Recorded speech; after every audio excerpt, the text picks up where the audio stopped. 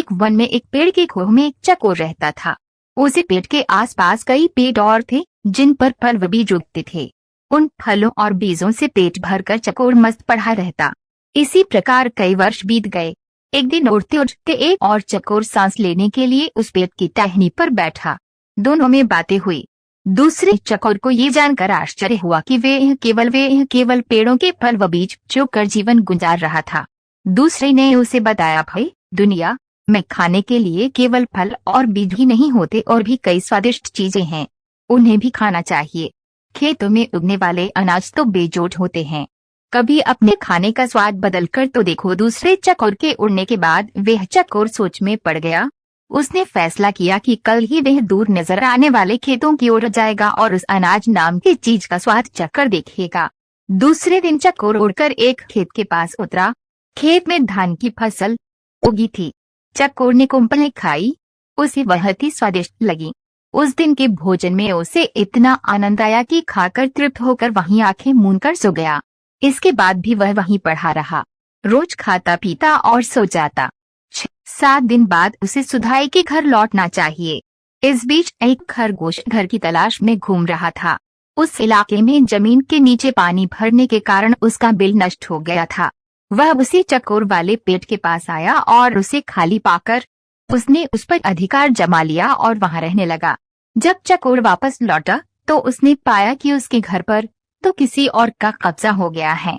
चकोर क्रोधित होकर बोला, है भाई तू कौन है और मेरे घर में क्या कर रहा है? खरगोश ने दांत दिखाकर कहा, मैं इस घर का मालिक हूँ, मैं 7 दिन से यहाँ रह रहा हूँ, ये घर मेरा है।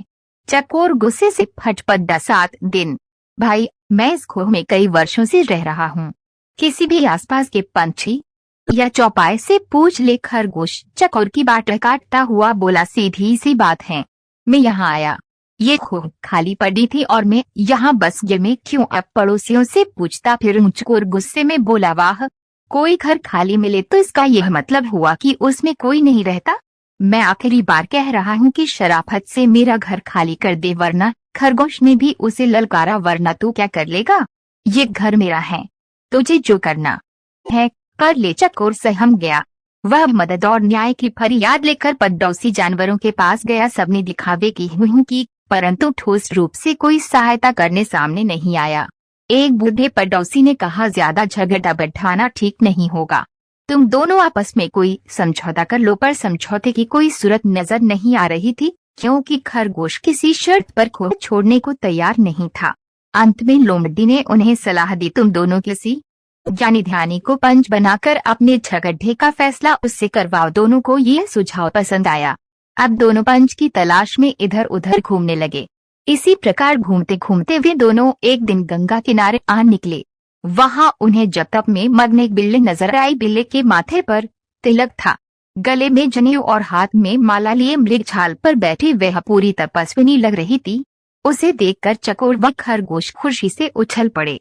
उन्हें भला इससे अच्छा ज्ञानी ध्यानी कहाँ मिलेगा? खरगोश ने कहा, चकोर जी, क्यों न हम इससे अपने झगड़े का फैसला करवाएं। चकोर पर भी बिल्ली का अच्छा प्रभाव पड़ा था, पर वह जरा घबराया हुआ था।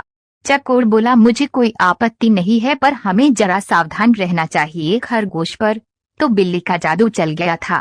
उसने कहा, अरे नहीं, देखते नहीं हो, ये बिल्ली सांसारिक मोह माया त्याग कर तपस्विनी बन गई है।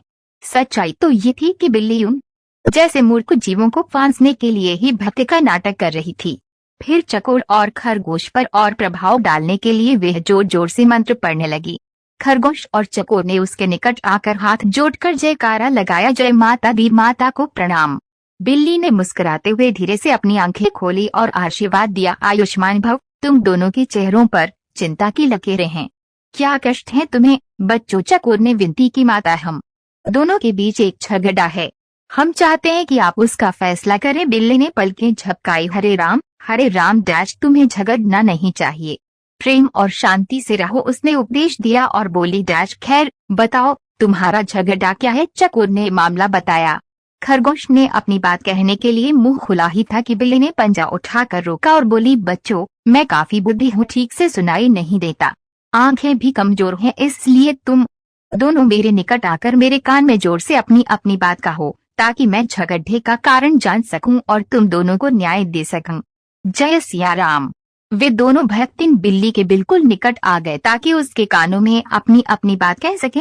बिल्ली को इसी अवसर की तलाश थी। उसने म्याऊं की आवाज लगाई और एक ही झपटे में खरगोश और चकोर का काम तमाम कर दिया। फिर वे आराम से उन्हें खाने लगी। सी कह दो कि झगड़े में तीसरे का ही फायदा होता है, इसलिए झगड़ों से दूर